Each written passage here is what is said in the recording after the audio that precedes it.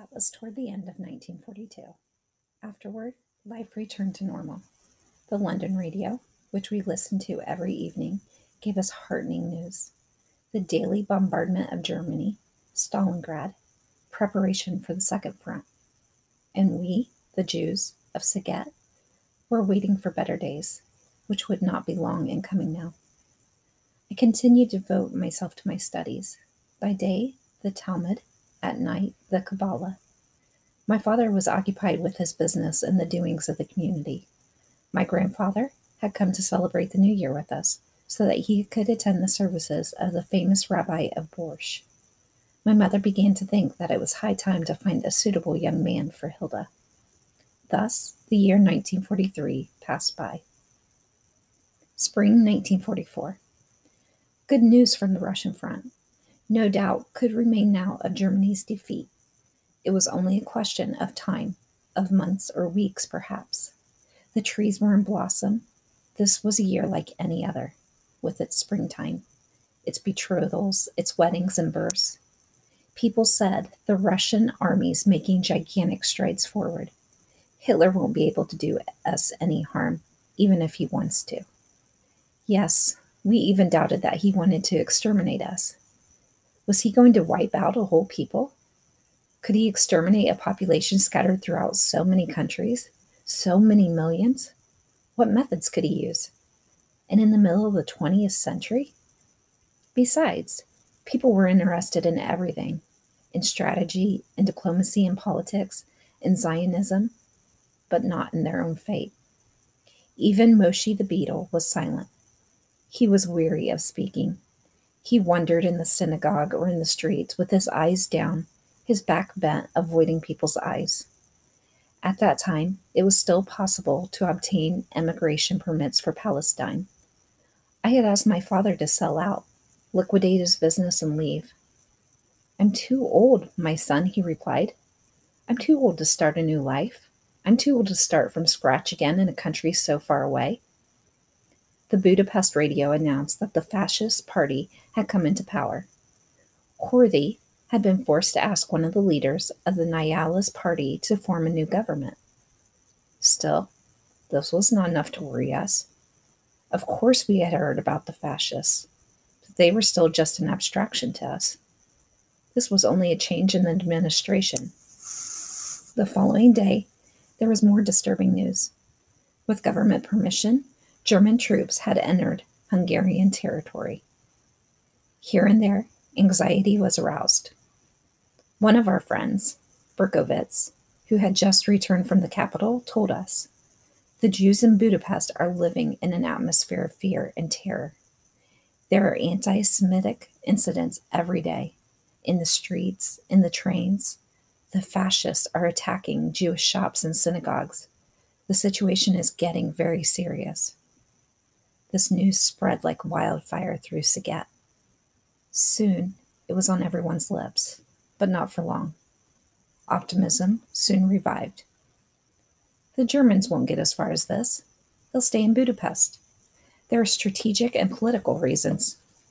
Before 3 days had passed, German army cars had appeared in our streets. Anguish. German soldiers with their steel helmets and their emblem, the death's head.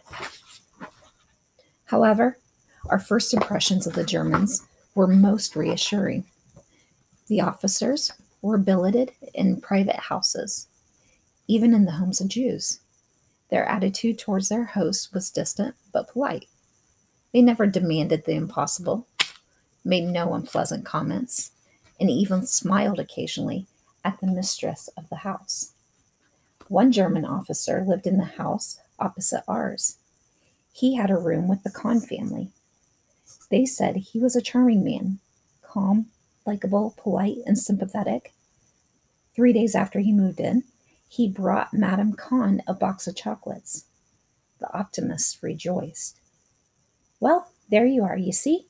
What did we tell you? You wouldn't believe us. They are your Germans. What do you think of them? Where is their famous cruelty?" The Germans were already in the town. The fascists were already in power. The verdict had already been pronounced. Yet the Jews of Saget continued to smile. The week of Passover. The weather was wonderful.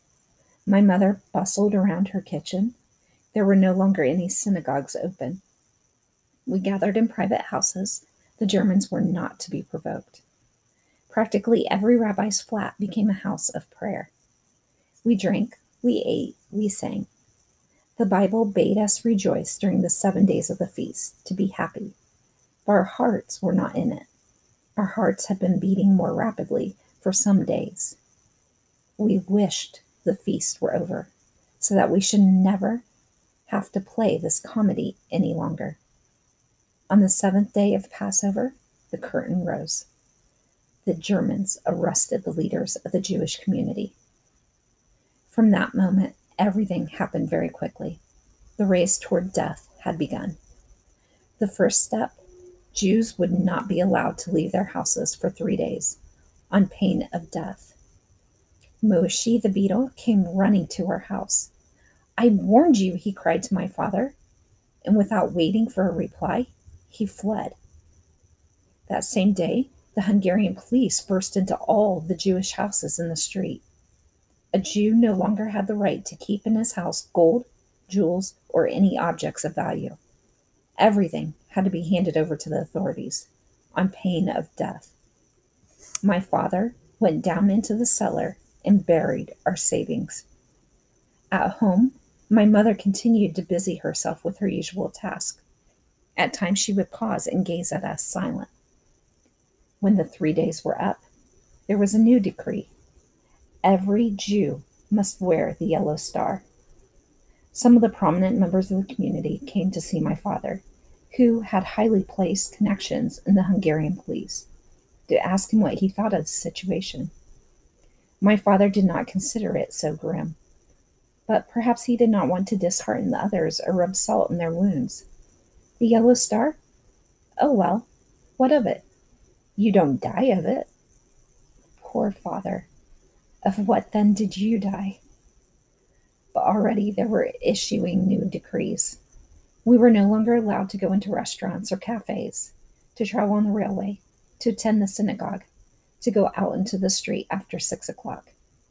Then came the ghetto. 2 ghettos were set up in Saget.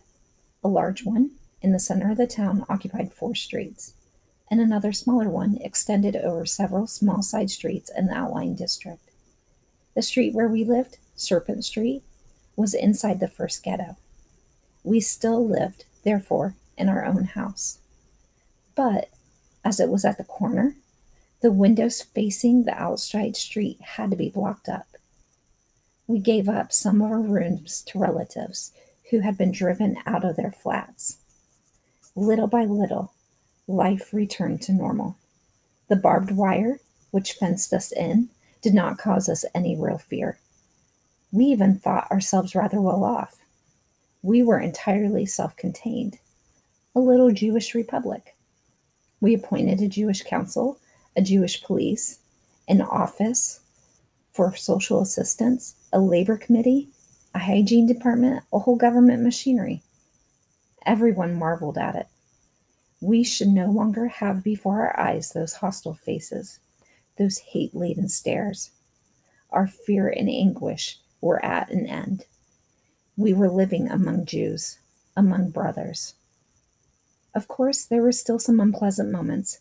Every day the Germans came to fetch men to stoke coal on the military trains.